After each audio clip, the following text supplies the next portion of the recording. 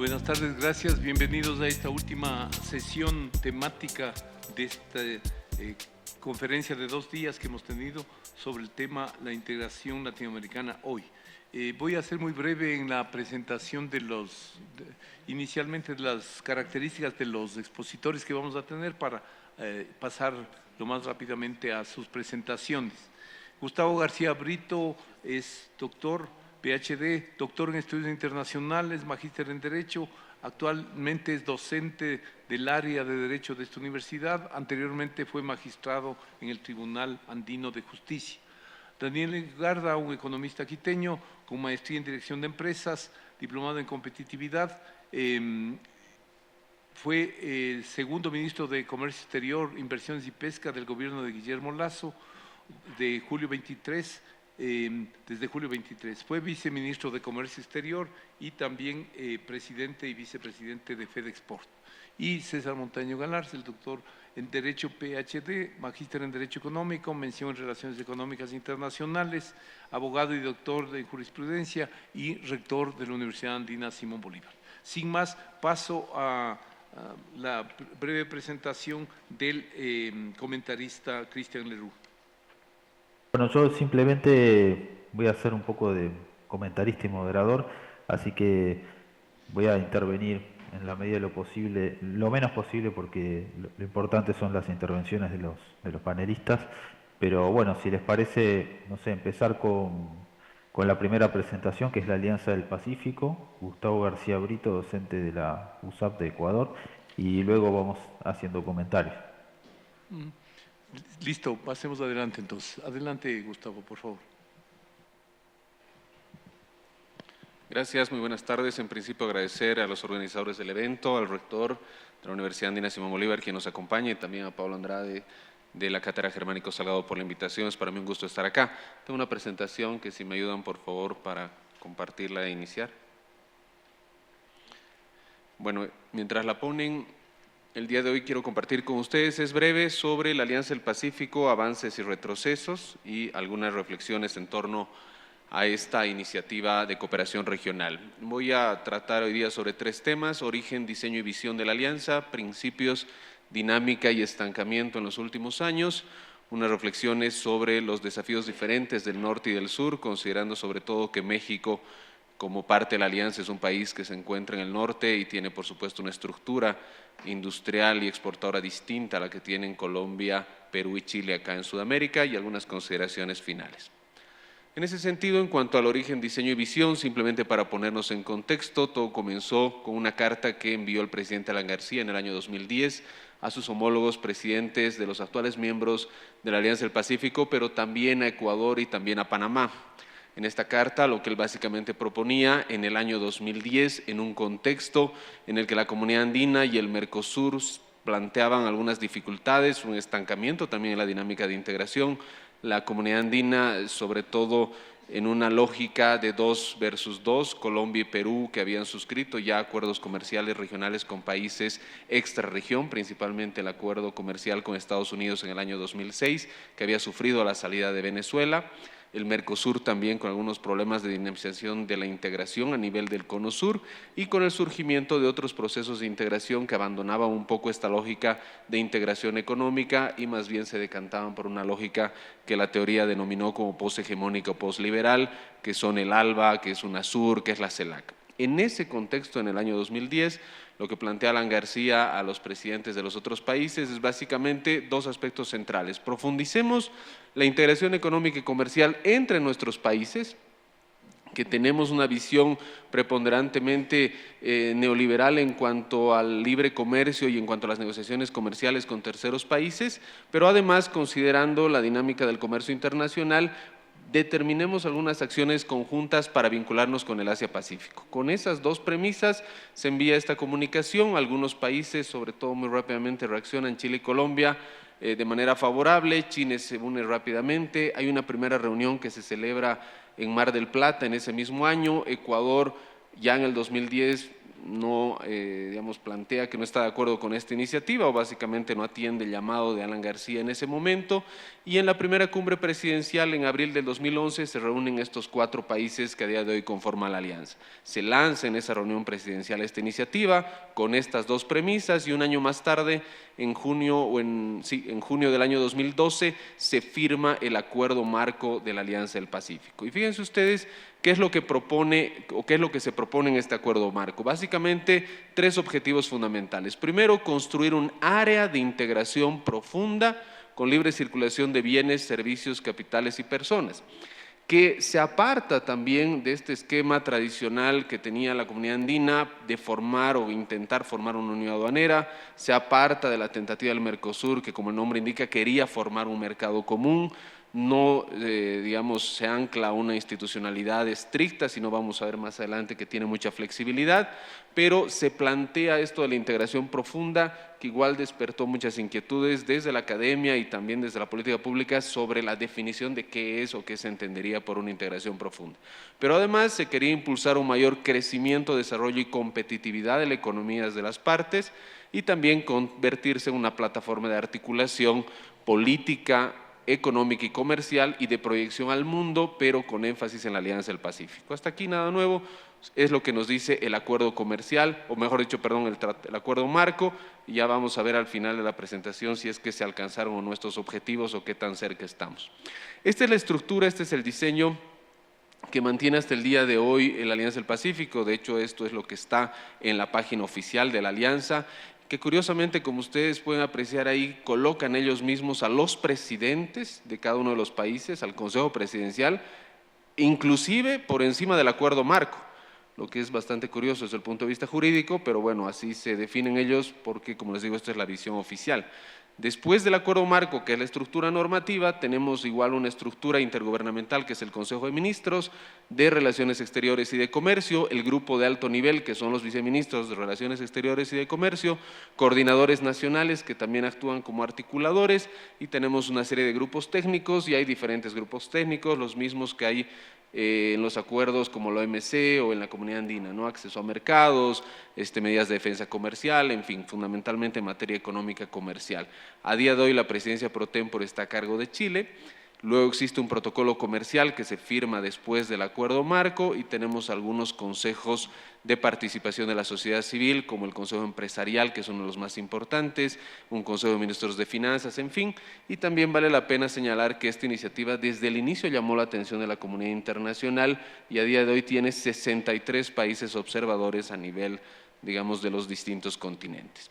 Al inicio nosotros podemos señalar algunos, digamos, hacer algunas consideraciones sobre el diseño y la visión. Ya tiene la parte del diseño institucional, como ustedes ven, no existe, digamos, una organización internacional propiamente dicha, no tiene una secretaría general, no tiene siquiera un conjunto normativo muy desarrollado.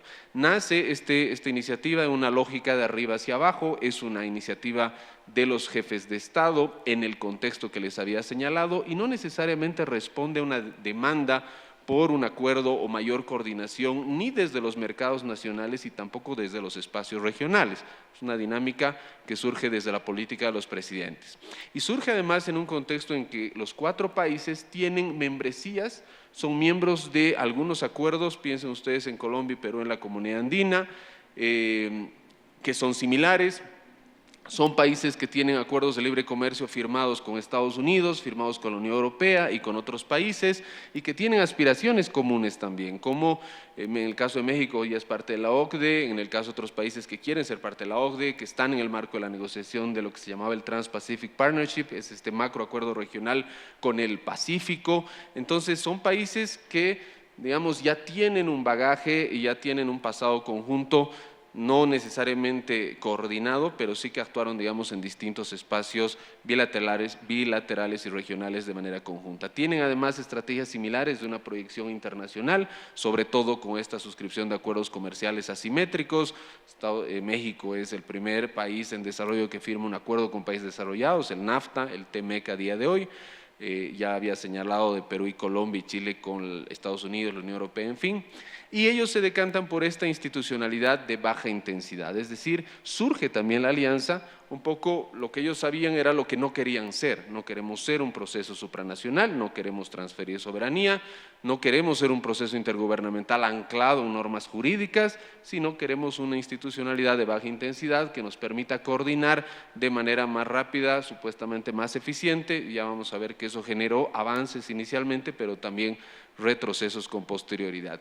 Desde la academia a esta institucionalidad de baja intensidad se la fue clasificando de diferentes maneras: regionalismo cruzado, según Garzón y Nolte, Pastrana y Castro, que es básicamente un esquema regional por medio del cual se busca hacer acuerdos comerciales con diferentes polos económicos, no estar anclado únicamente a Estados Unidos, no estar anclado únicamente a la Unión Europea o a la China o a los países del Asia, sino buscar diferentes socios comerciales a través de una negociación en conjunto.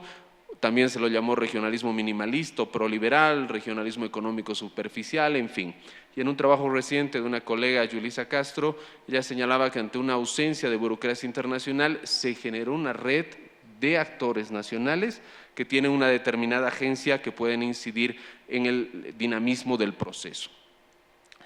Entre los principios y la dinámica, y antes de llegar al estancamiento, los propios presidentes del acuerdo, y esto lo vemos en varios discursos y en varios trabajos que se realizaron durante la primera etapa de la alianza entre 2012 y 2018, ellos eran muy orgullosos de señalar que era un espacio flexible, pragmático y dinámico. Y un poco para decir, nosotros somos los chicos buenos del barrio, somos las economías desarrolladas, tenemos esta visión. Nunca ellos se decantaron por la autonomía de la región o por criticar el capitalismo.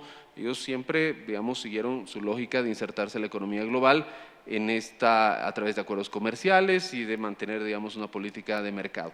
Y esta flexibilidad, pragmatismo y dinamismo, es verdad que al inicio permitió lograr algunos acuerdos y permitió sobre todo algunos resultados positivos. Se eliminaron rápidamente las visas, sobre todo aquellas visas de negocios para colombianos y peruanos en México, para mexicanos y colombianos, bueno, colombianos y peruanos ya tenían esto a nivel de la comunidad andina, pero para mexicanos en Colombia y Perú, los chilenos, en fin.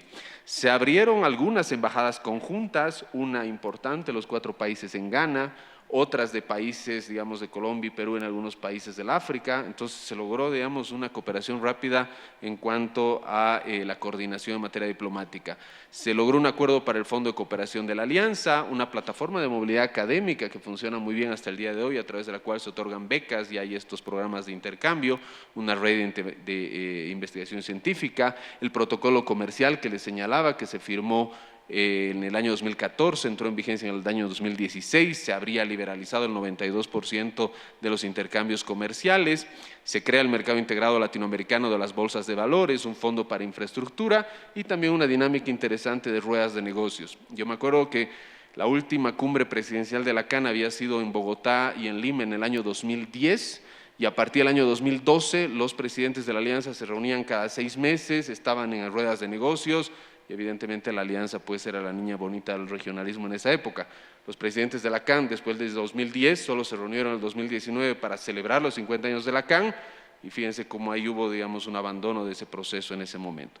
Pero también esta flexibilidad, este pragmatismo y este dinamismo llevaron algunas dificultades, porque no siempre fue fácil, digamos, hacer esta coordinación. Al inicio sí, porque se partía de acuerdos preestablecidos. Es muy fácil, si entre los 4 ya tienen TLCs entre ellos, firmar un protocolo que simplemente lo que hacía era aglutinar los acuerdos que ya se tenían y sobre la base de acuerdos previos, pues fácilmente se llegaba a un nuevo acuerdo, digamos que no representaba mayor avance.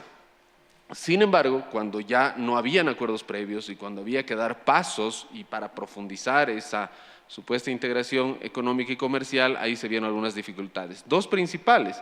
En principio, el diseño que se tenía y la debilidad institucional redujo la capacidad de agencia internacional de la alianza. Si quiero hablar con la alianza, ¿a dónde llamo? ¿Cómo negocio con la alianza? La alianza representa a los estados. ¿A través de qué institucionalidad se representa? Si vamos a negociar, ¿negocia quién? ¿La alianza y los estados? En realidad son los estados.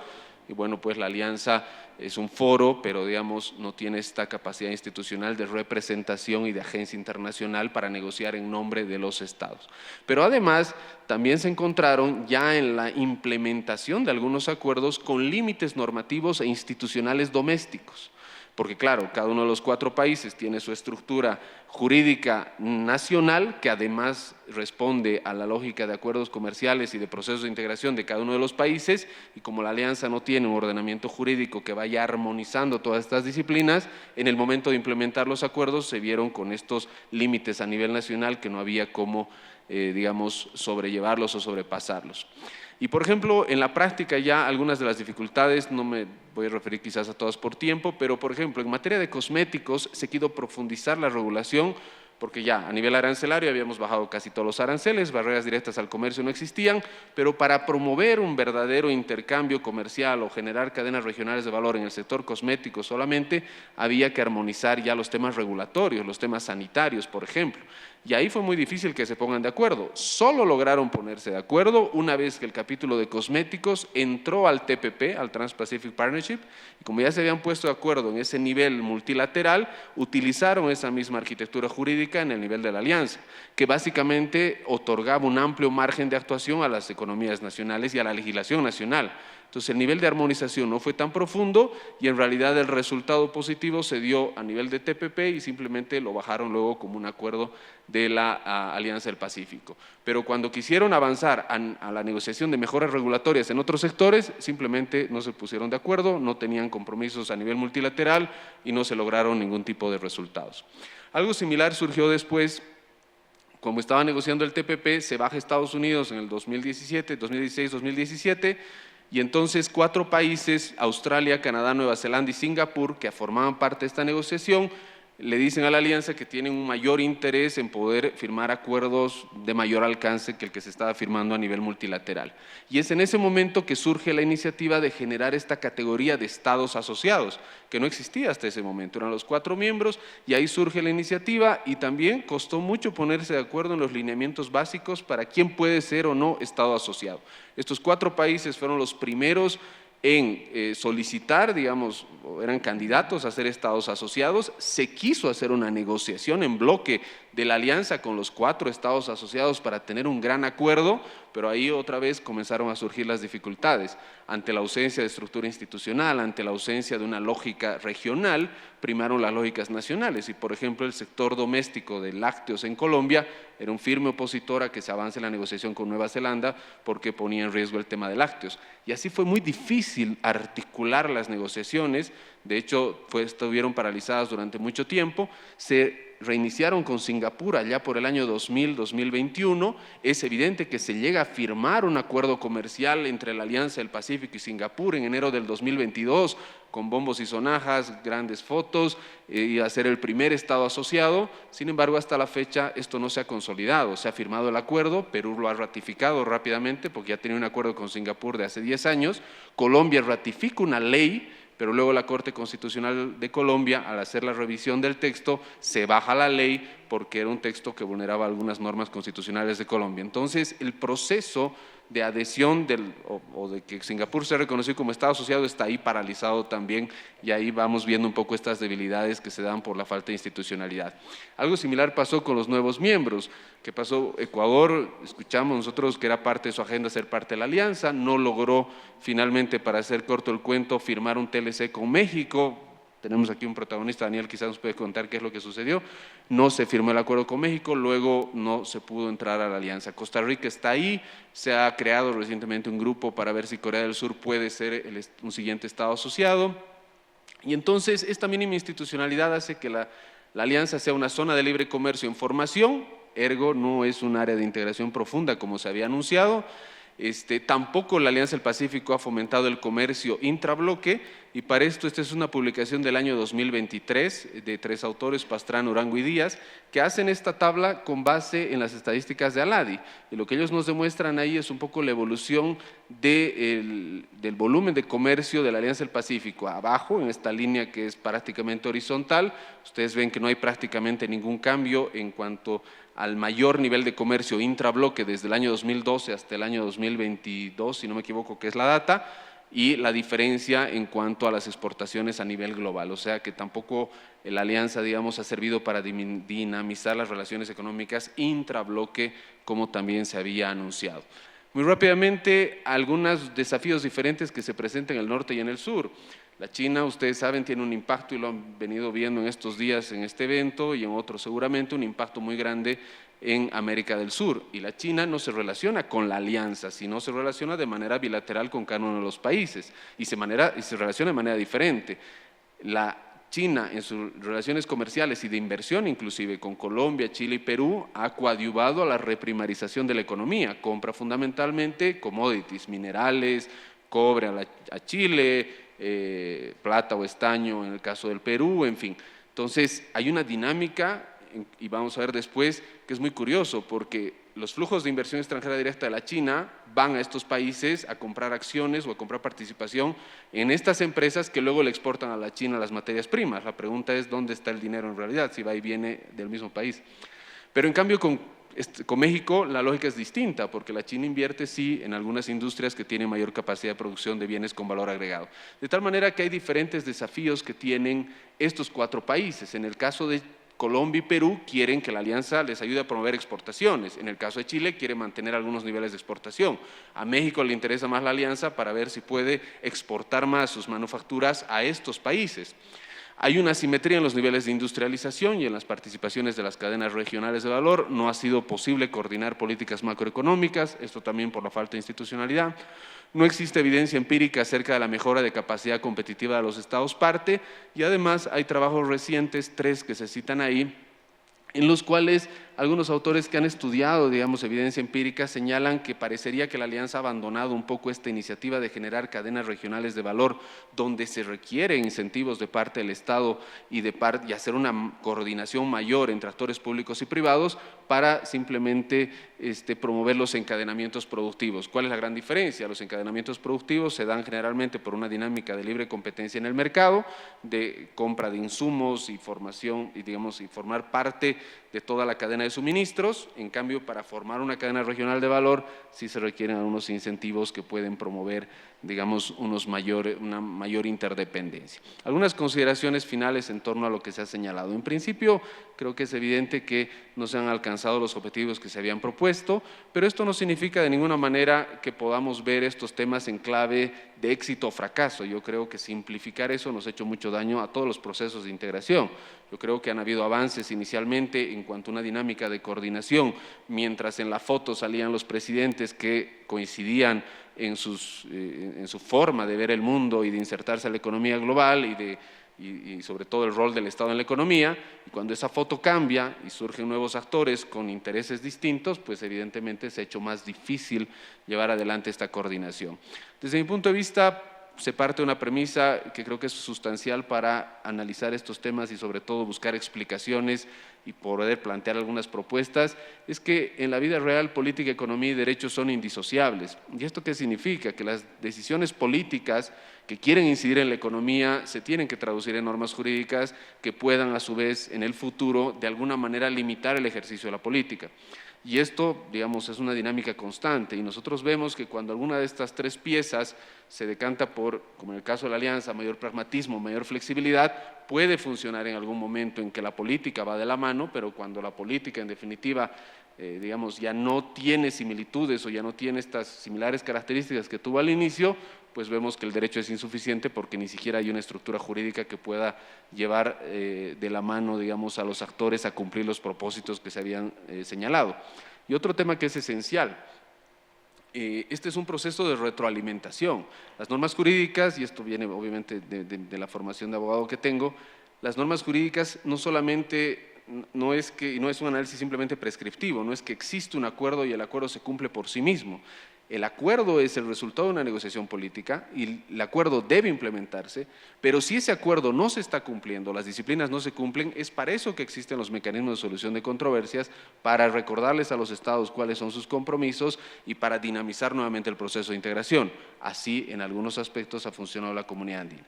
Y en ese sentido, considero que un elemento esencial de análisis desde la academia, por lo menos, es estudiar la economía política internacional del derecho internacional económico, lo que incluye los acuerdos comerciales y también los instrumentos de integración. Preguntarnos al final del día quién gana y quién pierde, cómo inciden los actores internos en los aspectos regionales y cómo incide este contexto internacional en los aspectos internos. Un contexto internacional que en la visión de Diana Tusi, por ejemplo, ya no es solo un contexto sino que es un exterior estructurante porque realmente marca la pauta de lo que va a suceder. Ahí está lo que les señalaba en esto un poco, me parece como una agenda posterior que también deberíamos analizar, los flujos de inversión extranjera directa, de dónde vienen, hacia dónde van y con qué propósito. En esta investigación, en el caso de la China, por ejemplo, mucha de la inversión extranjera de la China va a estas industrias que son las que explotan materias primas y estas materias primas son exportadas nuevamente hacia la China. Entonces, identificar, digamos, cuál es la dinámica y cómo inciden esos flujos y si verdaderamente los países que son exportadores de materias primas tienen beneficios o no, me parece que es una agenda futuro. Y finalmente creo que la gran pregunta acá, más allá, digamos, creo que también los procesos de integración hemos sido muy ambiciosos desde ALADI, Asociación Latinoamericana de Integración, de buscar grandes acuerdos o buscar grandes resultados. Yo creo que hay una pregunta esencial antes de ello y es cómo generamos mayor confianza y mayor sinergia entre actores públicos y privados y entre los estados.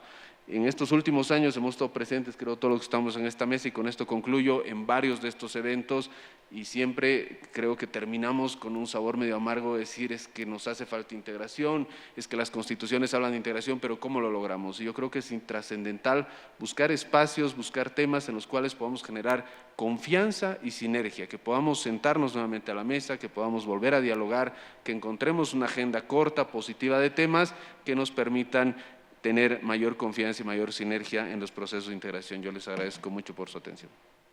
Muchísimas gracias, Marco. Muy buenas tardes con todos. En primer lugar, el agradecimiento de rigor para la Universidad Andina, en calidad de rector, a gran amigo César, también a Pablo por la invitación, el seguimiento que venía haciendo desde hace algunos días, por supuesto, el compartir con Gustavo en este panel y quienes están conectados también para allá.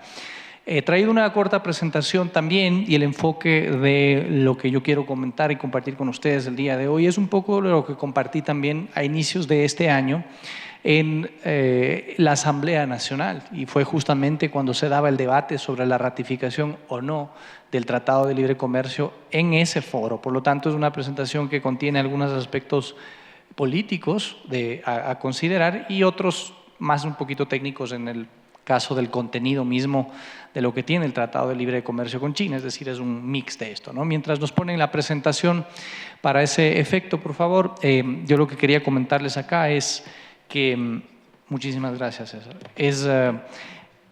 el Tratado de Libre Comercio con China tal vez es el tratado más importante, o me atrevo a pensar que es el tratado comercial más importante que tiene Ecuador a la fecha implementado. Es incluso por su volumen, por lo que representa China, más importante que el de la Unión Europea, sin perjuicio de que ese sea más amplio en términos de disciplinas, pero por lo que representa China es más importante.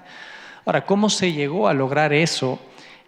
Además, habiendo sido negociado en un gobierno en donde empezó con mucha popularidad y terminó con muy poca popularidad, con un cambio anticipado incluso de régimen, pero que aún en este entorno tan difícil políticamente, tan complicado para el Ecuador, en donde hubo más desacuerdos que acuerdos en términos internos de hacia dónde debería ir el país, hubo complots evidentemente en la parte política, esta fue una de las luces y uno de los temas que logró avanzar con consensos en el país. Y esa es la palabra clave al final del día de toda esta presentación que tenía alrededor, fue un esfuerzo logrado a través de consensos de los actores públicos y privados, sobre todo de los actores privados, en este caso el sector productivo, porque es el principal beneficiario o afectado de un acuerdo comercial, que llegó a cerrar sus diferencias, que llegó a cerrar sus brechas, ¿no? Para traducir eso en un acuerdo y finalmente trasladarlo a sus autoridades para que no tengan otra tarea sino la de ratificar lo que sus mandantes les han dicho. Fue duro, no fue fácil, incluso se hizo una gestión ya fuera de gobierno al inicio del periodo y es justamente esa presentación la que realicé. No sé si tenemos, por favor, la presentación puesta. ¿No? Yo lo había enviado por correo. Sí. Bueno, no importa, vamos a hacerlo sin presentación. En todo caso, sí, exactamente. Creo que así le podemos hacer más interesante, más desafiante para el que está acá. No, mentira, está bien. Entonces, quiero empezar por comentarles un poco sobre el contenido del Tratado de Libre Comercio para después ir a una pequeña comparación en relación al Tratado de Comercio con la Unión Europea y después de estas consideraciones que fueron parte de mi intervención inicial, más de carácter políticas, ¿sí? El Tratado de Libre Comercio con China es un acuerdo que es más pequeño en términos de disciplinas de los que tiene Ecuador con la Unión Europea o con el resto de países de Europa, con la Asociación Europea de Libre Comercio, incluso que la Comunidad Andina, por ejemplo, que tiene muchos otros marcos jurídicos. Ese es un acuerdo mucho más acotado, en este caso, al ámbito de los bienes, del intercambio de bienes y las materias que están relacionadas con este intercambio de bienes, medidas sanitarias y fitosanitarias, los obstáculos técnicos al comercio, cooperación, también comercio electrónico y demás. Pero no es un acuerdo tan extenso en ese sentido, sí es amplio en la cobertura de bienes, pero no tan extenso. Eso fue parte de los retos o de los habilitantes por los cuales esa negociación se pudo lograr en un tiempo relativamente corto. Fueron prácticamente un año de gestión, incluyendo la gestión política y la parte técnica, en la que se llegó a cerrar un acuerdo. ¿Cuál fue la parte más difícil? Como todas las negociaciones, hay en realidad dos negociaciones que se realizan, las comerciales me refiero. La una es la contraparte, es decir, sentados frente a frente con las contrapartes chinas en este caso, virtualmente, porque todavía tenían restricción del COVID, ese es un frente. Pero tal vez es incluso más difícil tener que lidiar con el frente interno, la negociación interna que se da dentro del país. ¿Y por qué se da una negociación interna dentro del país? Porque a pesar de que el Ejecutivo tiene toda la potestad de poder tomar decisiones para decir esto se firma porque se firma, detrás de eso tiene que haber una validación muy importante de los actores productivos. En este caso de los actores productivos, no hablo tanto de los sociales porque es un acuerdo productivo y comercial, ¿no es cierto? Entonces tiene que haber necesariamente esa apertura, esa validación y todo el trabajo que ello representa para haber llegado con los deberes hechos a que finalmente esto, como está consagrado en nuestra Constitución, sea ratificado o negado por la Asamblea Nacional. Entonces, hay un reto adicional. ¿Cuál fue tal vez uno de los mayores ejemplos que a mí me gusta destacar de todo este trabajo? Hay un mérito sin duda en sentarse con los chinos, no todo el mundo lo hace en estas circunstancias en las que el mundo tiene sus diferencias geopolíticas. Ese fue sin duda un mérito. Pero casa adentro, el gran mérito fue haber logrado montar toda una estructura muy importante con algo de recursos, pero sobre todo con gestión de quien me precedió en el cargo en ese entonces, Julio José Prado, del expresidente Guillermo Lasso, de quienes estábamos en el viceministerio en ese momento, para hacer prácticamente todo un esquema de montaje que no había existido en el país alrededor de los acuerdos comerciales y de tomar en cuenta los criterios de los sectores productivos alrededor de todo el país. La figura que se aplicó aquí es el famoso cuarto adjunto, que tal vez estaba más en papeles que en la práctica durante las negociaciones de anteriores acuerdos comerciales, el TLC en Estados Unidos, que fracasó lamentablemente, en la propia Unión Europea, en donde había cierta comunicación, pero en realidad era muy cerrado el ámbito de participación del sector privado. Tal vez en parte porque venimos como país de un proceso en donde los acuerdos comerciales fueron demasiado ideologizados. Fueron satanizados hasta cierto punto cuando en realidad son una herramienta y es una herramienta que debe ser bien negociada, punto. Eso es, nada más. No tiene por qué ser visto como una cuestión ideológica ni generar tampoco otras visiones que no sean las de beneficiar al propio sector productivo. Eso sí, tiene que evidentemente ser bien negociado. Partimos entonces dentro de ese proceso, insisto, de venir de una satanización de todos los procesos comerciales y de tener el reto de abrir toda la información, de abrir todo el proceso de negociación con los diferentes sectores productivos, pero de una manera organizada, de una manera en la participativa. Se hizo muchísimo trabajo alrededor de todo el país, hicimos prácticamente todo un roadshow a nivel de varias ciudades y provincias del país. Nos recorrimos 2 veces el Ecuador entero en cuestión de meses, porque no solamente se realizaba la negociación del TLC con China. Se realizaba simultáneamente la negociación del acuerdo comercial con México. Ahora voy a comentar por qué no se cerró. Se realizaba también la negociación de un acuerdo comercial con Costa Rica y también Corea del Sur, que iniciaba. Eran en su momento 4 acuerdos comerciales simultáneos que se negociaron. Entonces había que manejar esto con realmente un nivel de gestión de muy alto nivel y enhorabuena, eso se logró. Habían sectores que estaban muy de acuerdo con un tratado de libre comercio con China. Voy a poner los ejemplos, ¿no es cierto? Si uno iba y se sentaba con el sector camaronero o el sector bananero del país, es en donde firmo, ¿no es cierto? Al siguiente día, vamos adelante. Ahora, si es que uno se sentaba a sí mismo con el sector textil o con el sector de calzado, en cambio era la reacción contraria, era de decir, no, yo no quiero un tratado de libre comercio con China, no me gusta, me va a quebrar las industrias y todo lo demás. ¿Cuáles son una de las principales reflexiones que sacar de este proceso? Es, en el mismo país de 283,000 kilómetros cuadrados de este porte, existen diferentes sectores productivos, costa, sierra, no importa la región al final del día, pero son intereses distintos, visiones en algunos casos distintas, pero todos tienen algo en común, todos están en el mismo territorio y tienen que remar hacia el mismo objetivo de que sea beneficioso para el país. Entonces, el gran reto pasaba por decir, el uno quiere esto, el otro no quiere esto. ¿Cómo hacemos para cerrar esas brechas, esas distintas opiniones, esos distintos intereses, legítimos todos, por supuesto, entre los sectores productivos y lograr, tal vez no un acuerdo completamente entre las partes, porque lograr eso en estos tiempos es muy difícil, pero sí lograr cerrar lo suficientemente las brechas para que se pueda decir que el trabajo logrado es un trabajo que recoge la mayor parte de las aspiraciones del país y de los sectores productivos del país. Suena fácil, pero era parte del trabajo de llegar a hacer esto. De todas maneras, uno de los puntos más importantes fue el resaltar justamente este aspecto a todos los sectores productivos, ¿no? Para decirles, por ejemplo, al sector textil del Ecuador, decirles, yo puedo entender que ustedes no quieran un tratado de libre comercio con China, porque ustedes pueden tener una amenaza respecto a productos que pueden venir más baratos de ese país.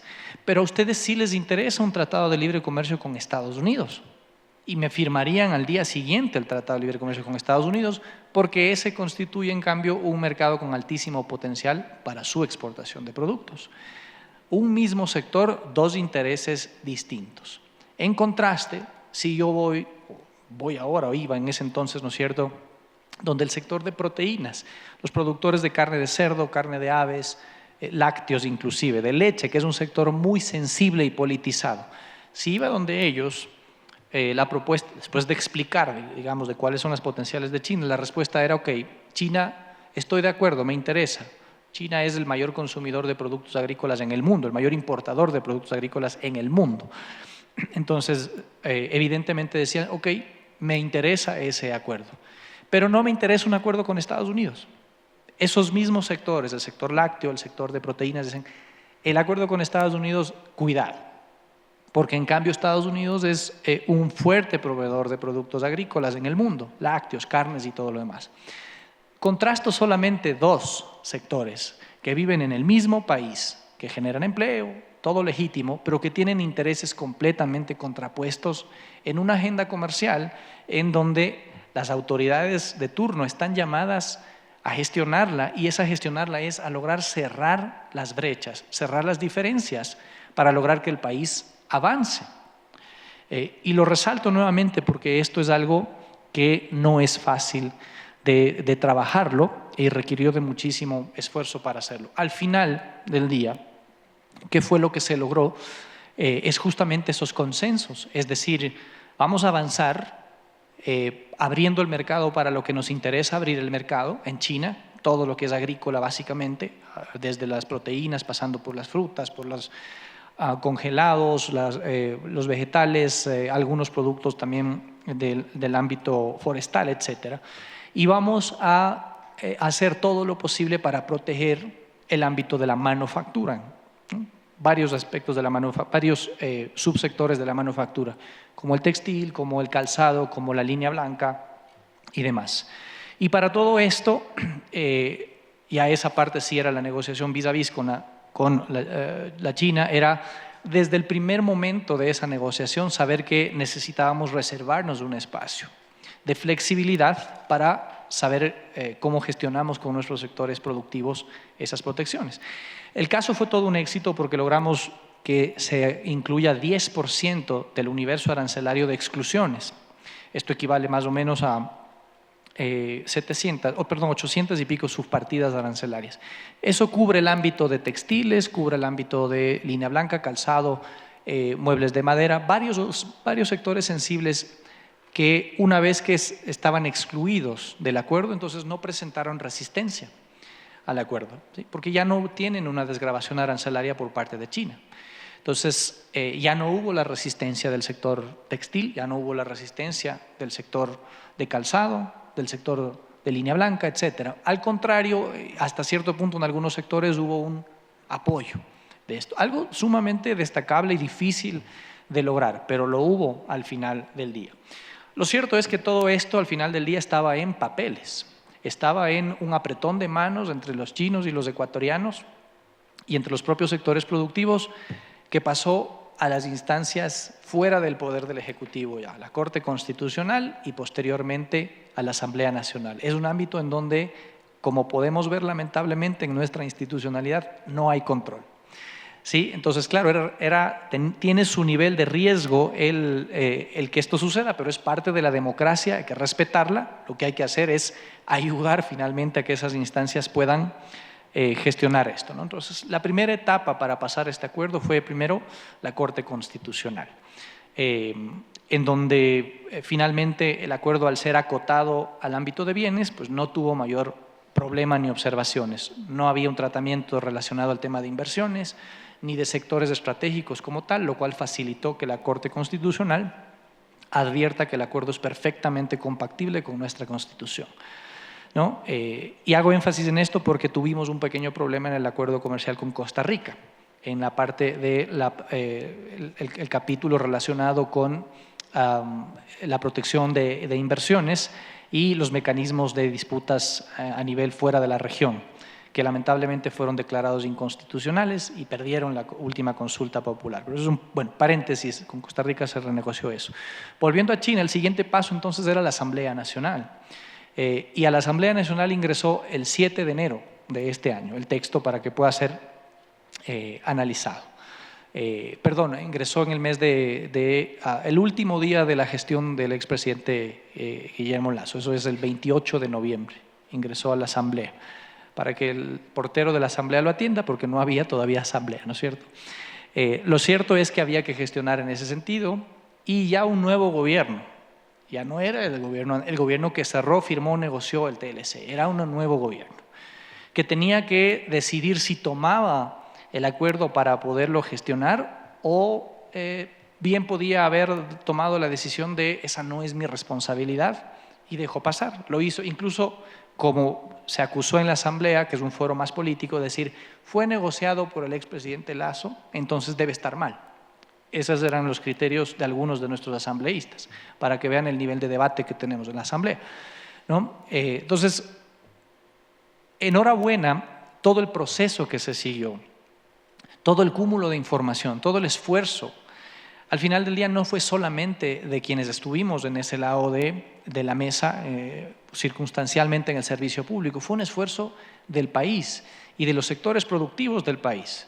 Entonces, ya no éramos solo los exministros o los actuales ministros, los voceros, eran los sectores productivos del país, ¿no es cierto? Los representantes tanto de los que apoyaban el Tratado de Libre Comercio como también de los que inicialmente se oponían, pero que por lo bien negociado decían, a mí no me hace daño ese TLC, fírmenlo, no hay problema, porque ayuda al país, está bien negociado. ¿Qué quiero decir con esto? El acuerdo se aprobó porque trascendió finalmente el hecho de tener un presidente, el nombre que sea, o un ministro, el nombre que sea. Y eso, amigos, se llama política de Estado. Se llama seguridad jurídica al final del día, algo que hoy día estamos tan necesitados en el país con todo lo que está pasando. Ahora, en la Asamblea Nacional, y esa era parte de un poquito de la presentación que tenía ya, de todas maneras no fue fácil, digamos. Todo lo que yo estoy diciéndoles ahora fui con sustento gráfico para mostrarles a los diferentes asambleístas y desbaratar cada uno de los argumentos de aquellos que se oponían, ¿no? Entonces, el acuerdo pasó con 76 votos y hubo una abstención del bloque de la Revolución Ciudadana, lamentablemente, pero de todas maneras democracia es democracia y el acuerdo se aprobó. ¿Cuáles eran los argumentos en contra del Tratado de Libre Comercio con China? El acuerdo va a quebrar las industrias como textil, como calzado, entre otras que daban los ejemplos. Entonces, primer argumento que tocaba desmontar, y digo esto en primera persona porque al haber estado involucrado directamente, yo fui invitado como ex autoridad a la asamblea, pero en beneficio del país y del trabajo que se hizo, tuve que exponer absolutamente toda la información que se realizó, sin perjuicio de que lo haga la autoridad actual. Entonces, primer argumento, la TLC va a quebrar los sectores productivos. Falso. ¿Por qué razón? Porque los sectores productivos con sensibilidades, que sí los hay, están excluidos del acuerdo. Entonces, si tenemos excluidos al fabricante de camisas, al fabricante de pantalones, al fabricante de calzado, ¿qué daño le vamos a hacer? Al contrario, le estamos ayudando porque ahora las agujas que compra para la máquina de coser van a venir sin arancel, porque vienen de China. La máquina de coser, que paga un 5% de arancel, va a venir sin arancel de China. Entonces, le estamos aumentando la protección efectiva, lo que se denomina la protección efectiva. Primer argumento, ¿no? Segundo argumento que tomó mucha fuerza también ahí es: con el Tratado de Libre Comercio nos vamos a convertir en un basurero de China. Ese fue el titular que seguramente muchos de ustedes leyeron en varios periódicos y foros, y lamentablemente inclusive en mucha gente que, teniendo un perfil académico, estudiado, respetable, no quiso investigar mucho más de un área que no conoce y se prestó para este tipo de cuestiones, ¿no? ¿Qué es lo que pasó con esto? Y por eso decían que se negoció basura, ¿no? Era una confusión tan infantil que alguien tomó el arancel internacional de mercancías, que es una clasificación de números, ¿no? Muchos ni siquiera la comprenden, pero lo cierto es que esa clasificación del arancel es internacional y tiene alrededor de 7,000 lo que se llama subpartidas arancelarias, 7,000 numeritos distintos, en donde entran la clasificación de diferentes productos, ¿no? Esto a nivel mundial. Y si uno pone buscar, va a encontrar que salen como 60 referencias que dicen desechos o residuos. Hay residuos de cacao, desechos de madera, residuos químicos, residuos de varias industrias como tal. Eso porque así lo determina la clasificación internacional. Eso no quiere decir que tipo de productos de desechos o residuos, sobre todo si son peligrosos, estén permitidos normalmente de introducirse a un país. Pero alguien lo interpretó de esa forma y quiso hacer mella un poco de esa incorrecta participación, ¿no? Entonces, lo cierto es que se desbarató este argumento, y voy terminando ya mismo, sobre el tema de convertirnos en basura, porque además los productos en cuestión, de los cuales hay incluso una investigación académica de esta universidad, están prohibidos de importarse al país y siguen prohibidos con el TLC con China. El TLC, de hecho, ratifica el derecho y la potestad que tiene el Estado ecuatoriano para poder seguir regulando en los sectores que considere necesarios. El sector medioambiental, el sector de la salud a las personas, de salud a los animales, todo eso estaba vigente antes del TLC, sigue vigente después del TLC, y de hecho, si requerimos poner nueva normativa, pues estamos totalmente habilitados a hacerlo. De hecho, ratifica ese derecho. Finalmente, otro de los argumentos fue, y hay dos más y con esto termino, uno de los argumentos era: el TLC nos va a reprimarizar de alguna forma. Hasta cierto punto, un poco la exposición que mencionaba también Gustavo, pero mencionaba que vamos a exportar solamente productos primarios como tal, ¿no es cierto? Entonces yo le decía, a ver, vamos poniendo el ejemplo de un país cercano, y le ponía el ejemplo de Costa Rica con dos fotos del mapa de diversificación productiva y de exportaciones, que ustedes lo pueden ver en el London School of Economics también, en donde hay por años definido cómo han evolucionado los países. Y la foto de Costa Rica es bien interesante porque en el año 1995, que era la primera comparación que yo hice, es una foto muy similar a la del Ecuador, en donde resaltan sectores como el turismo, en términos de exportación, el banano, el café, algo de textil en el caso de Costa Rica, y otros sectores por allí, camarón en el caso de Ecuador, acuacultura. No hay mucha diferencia como tal, es más o menos lo mismo, pocos sectores y una concentración. En el año 2022, me parece que fue el último que podía compararlo, la estructura es muy diferente. La de Costa Rica empieza a salir sectores de tecnología, empiezan a salir sectores de insumos médicos, aparatos electrónicos, en su estructura de exportaciones. Y si comparábamos la de Ecuador, muy similar a la de 1995, o sea, no había evolucionado tanto. Entonces, ese era el argumento para decirle, Costa Rica tiene TLC con todo el mundo, incluyendo con China, y al contrario, este país sí se ha diversificado en sus exportaciones. Entonces, la respuesta no es que porque tenemos un TLC con Estados Unidos, con China, con Brasil o con la CAN, estamos condenados a todo el momento exportar productos los que tenemos. No, no hay tal. Y Costa Rica sigue exportando bananos, sigue exportando café y demás.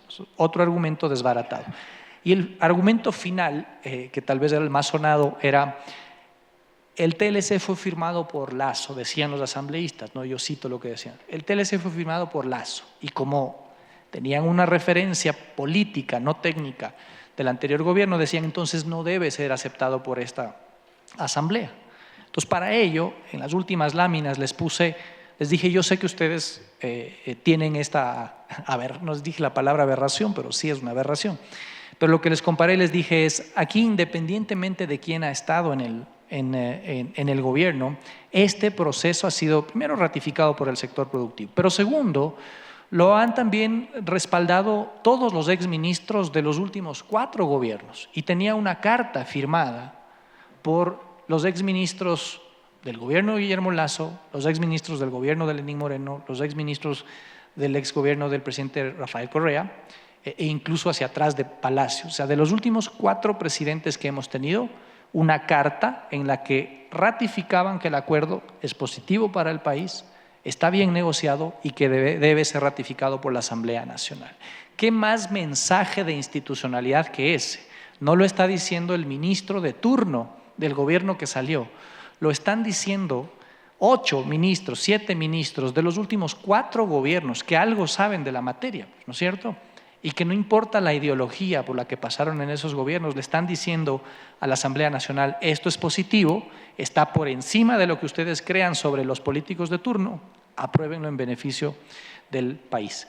Finalmente, con la dificultad del caso, se aprobó el Tratado de Libre Comercio.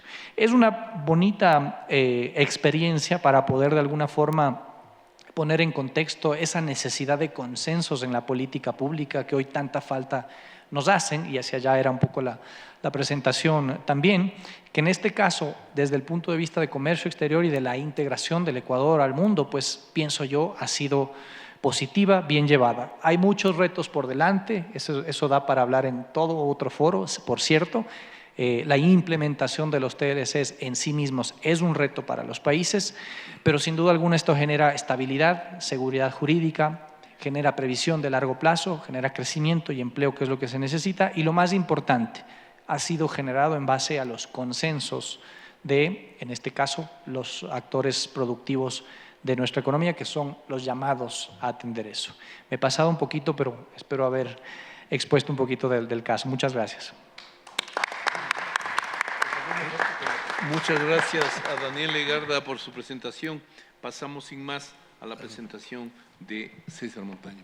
Gracias, Marco. Qué gusto estar con ustedes acá. Le decía a Daniel que le salió mejor que con la presentación. Esperemos que a mí también me salga de la misma manera. Hoy he traído simplemente un punteo para compartir algunas ideas en torno a un tema que a Pablo Andrade y a mí nos pareció sugerente, porque me dijo, ¿por qué no buceas en los marcos jurídicos de los procesos de integración? Y bueno, nos animamos para ello, por eso está este curioso título de esta intervención que dice Navegando la pluralidad de ordenamientos jurídicos, se entiende de los procesos de integración que están en marcha en América Latina, con una especial referencia o acercamiento al caso del Cono Sur. Bueno, a ver, una primera idea que me parece interesante de situarla acá. Es evidente que al día de hoy es cada vez más claro que los estados nacionales han sido sobrepasados por una realidad que supera cualquier nivel de respuesta efectiva frente a retos que ya se van instalando en el planeta con una dimensión internacional, con una dimensión mundial. La capacidad de respuesta efectiva para enfrentarlos es, por lo tanto, desde el Estado Nacional, es una capacidad limitada, un tanto insuficiente, por lo que se requiere pensar en soluciones que se cuezan, que se generen en el marco de mecanismos de coordinación y, obviamente, qué mejor, en el marco de mecanismos de integración. Una vía de solución, por lo tanto, sería la integración en este sentido. Un segundo elemento, en América Latina simultáneamente se están impulsando ahora mismo diferentes procesos de integración económica y otros que los quiero clasificar llamándolos como del tipo comunitario. Estos últimos serían básicamente los casos de la comunidad andina y del sistema de integración centroamericano, que están, podríamos decirlo, ubicados en un andarivel diferente, gracias a una clasificación que ya se va haciendo cada vez más extendida y que ubica a esos procesos de integración del tipo comunitario o supranacional porque se entiende que tienen mecanismos institucionales, jurídicos, económicos y políticos más sofisticados, más complejos y de mayor peso respecto a lo que está en manos de los estados nacionales cuando se tiene que coordinar la dinámica supranacional precisamente y la dinámica estatal en los estados nacionales. Entonces, en una revisión muy somera, muy rápida, tenemos, fíjense ustedes, la alternativa bolivariana para las Américas, tenemos el caso de la CELAC, el caso de la Comunidad Andina, del Mercosur, de ALADI, la dinámica que nos ha explicado tan claramente Gustavo García sobre la Alianza del Pacífico, el caso del SICA, que ya lo refería hace un momento, el caso de CARICOM también en Centroamérica, la UNASUR, que todavía no sabemos si llegue o no a resurgir de alguna manera, y el caso de PROSUR, no sé si se me queda alguno fuera, pero como ven, hemos sido tan prolíficos en pensar, en impulsar iniciativas, a las cuales en su generalidad les hemos puesto de rótulo como procesos de integración u organizaciones internacionales que van a trabajar para que los países de América Latina se integren. Hay que destacar algo que es evidente. Cualquier proceso de estos que nosotros veamos, todos ellos, cada uno se guía por una hoja de ruta, que normalmente es evidentemente el tratado fundacional, el acuerdo, el convenio internacional. Y allí los gobiernos, luego de las negociaciones correspondientes, fijan los objetivos de esas organizaciones internacionales de integración. Oh sorpresa, o no sé si no es sorpresa para ustedes, pero si ustedes hacen un comparativo entre lo que fundamenta esos instrumentos internacionales y los objetivos centrales de esos procesos de integración y los objetivos centrales de las constituciones de los estados que participan en esas organizaciones, son objetivos, son metas, son ideales que son prácticamente similares. Es decir, no es que necesariamente se maneje una versión, unas metas diferentes a las que el Estado tiene que cumplir para atender a los ciudadanos en sede nacional. Hay una coincidencia muy fuerte, entonces esto nos lleva a pensar enseguida que esas metas se las trabaja a nivel estatal y también a nivel de los procesos de integración con distintas dinámicas, velocidades, instrumentos, dependiendo del proceso de integración del cual estemos hablando. Entonces hay conexión muy fuerte de esos objetivos. En general se condensan en las ideas de mejorar el nivel de vida de los habitantes de los Estados miembros, lograr desarrollo económico y social en los países que intervienen en esas organizaciones y lograr progreso general para todos. Si ustedes revisan, ya les digo, les invito a hacer esa prueba, a revisar esos instrumentos y a revisar las constituciones, hay esa fortísima coincidencia. Luego, es evidente que esas ideas políticas de los gobiernos se encuentran en un momento dado y coinciden en que es necesario dar el paso adelante. Y para eso no podemos prescindir de la herramienta jurídica. Esa vocación, visión, coincidencia política tiene que ponerse en el papel. Y esto lo encontramos evidente, claramente, a veces en espacios más extensos o menos extensos, en las constituciones, en los tratados y convenios de la integración. Es decir, no solamente vemos instrumentos internacionales, sino también las constituciones y luego las normas jurídicas que se dictan en consecuencia de esos instrumentos internacionales de la integración. Se trata de tratados, de convenios que son programáticos, si quieren califiquémoslos así, tal cual lo es la Constitución. Es decir, la Constitución, fíjense que contiene como un programa de una sociedad proyectando el desarrollo nacional en un momento dado. El tratado y el convenio de integración contiene un programa de integración. Así como la Constitución luego se complementa con leyes de desarrollo, con reglamentos, con un montón de otras normas, vean el 425 de nuestra Constitución, cada tratado, convenio o acuerdo de integración también se va a complementar con una serie de otros instrumentos que se llama derivados, de otras normas jurídicas, para tener claro que la herramienta jurídica está presente en todo proceso de integración. Existen diferentes expresiones y denominaciones de los ordenamientos jurídicos de la integración. En el Mercosur no se puede hablar de un derecho comunitario, como sí se puede hablar de un derecho comunitario en la comunidad andina. No se puede hablar en ALADI de un derecho comunitario, sí tal vez de un derecho de la integración económica, que es diferente, no es lo mismo, son parecidos, son similares pero no idénticos. Como sí podemos hablar de derecho comunitario en el caso de SICA en Centroamérica o el caso de la Unión Europea en la Europa Occidental. Entonces, miren ustedes, cada proceso tiene su propia expresión de su propio ordenamiento jurídico que no es idéntico, que no es igual respecto a otros ordenamientos jurídicos de la integración. Esto es importante y solo en los casos de procesos de integración de tipo comunitario hablamos de normativa jurídica que además goza de principios que le ponen claramente en una primacía, en una prevalencia respecto al derecho nacional. Son primacía, aplicabilidad directa e inmediata y efecto directo. En este sentido, los procesos más avanzados que se desarrollan en América Latina han optado, los del tipo comunitario, SICA y Comunidad Andina, han adoptado la dinámica supranacional. En cambio, todos los otros procesos utilizan la dinámica intergubernamental. Cuando hacemos esa división, estamos diciendo que cuando hablamos de lo intergubernamental pesa mucho más la decisión política, la negociación, la relación diplomática y menos la obligación jurídica. Definitivamente. Cuando hablamos de los procesos más avanzados, tipo comunitario supranacional, hay una institucionalidad mucho más fuerte por fuera de los estados que vigila el cumplimiento de esas normas. Esto también es muy importante que lo tengamos claro y que lo destaquemos. Sin embargo, y aquí me lanzo al estilo como lo hace mi querido colega Ramiro Ávila del área de Derecho, me lanzo a una reflexión que nos lleva un poquito a la biología. Yo vengo diciendo hace algún tiempo que todo proceso de integración lleva de alguna manera el ADN del Estado Nacional, que se traduce en elementos fundamentales del Estado republicano.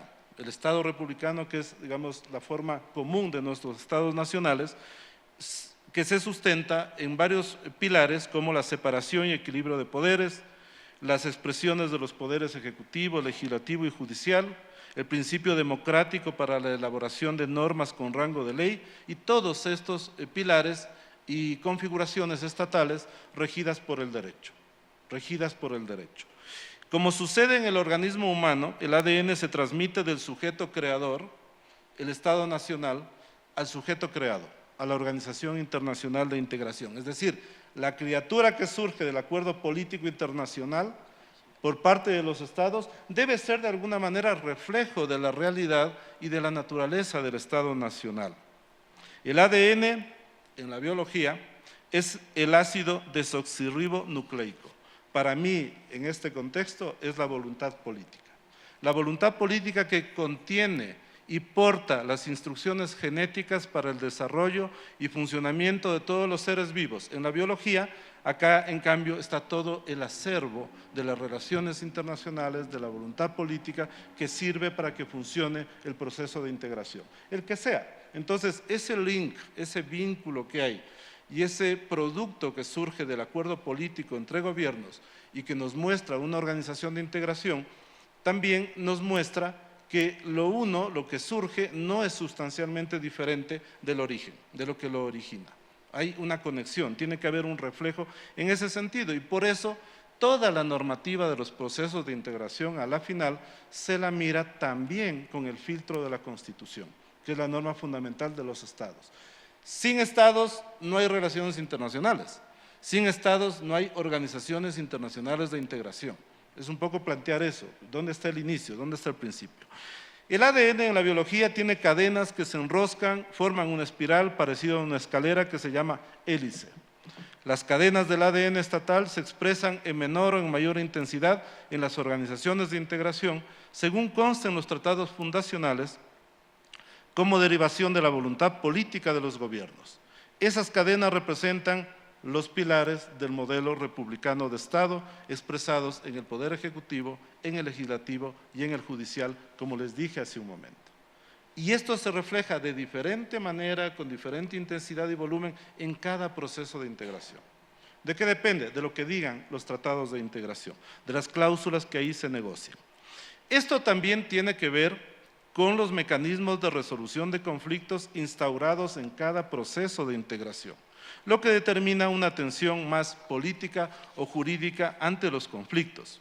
Política cuando se recurre a mecanismos de diálogo político o diplomáticos y jurídica cuando se instaura, por ejemplo, una Corte Permanente de Justicia Comunitaria, como lo tiene la Comunidad Andina. Nuestro querido Gustavo fue magistrado por Bolivia del Tribunal Andino de Justicia, lo tiene clarísimo, y también una Corte Permanente como en el caso de la Unión Europea o también como en el caso del Sistema de Integración Centroamericano.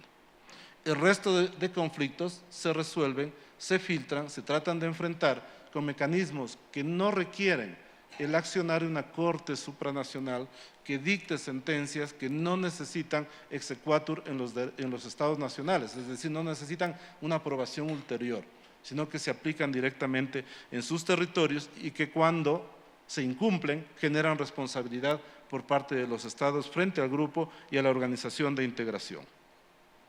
Es necesario, por lo tanto, mirar la integración como una vía adicional y complementaria al quehacer de los estados nacionales, puesto que existe una fuerte coincidencia entre los objetivos centrales de los dos niveles, estatal y de integración.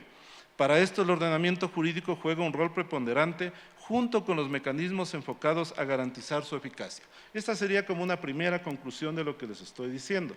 Voy a compartir dos más de inmediato. La segunda, creo necesario, urgente, y esta universidad tiene que convocarse también para esto, urgente, repensar el mapa de los procesos de integración en América Latina, plantear y caminar hacia una convergencia, hacia un proceso más fuerte y dinámico que potencie el ADN estatal y optimice los esfuerzos para servir a los ciudadanos. ¿Por qué digo que potencie el ADN estatal?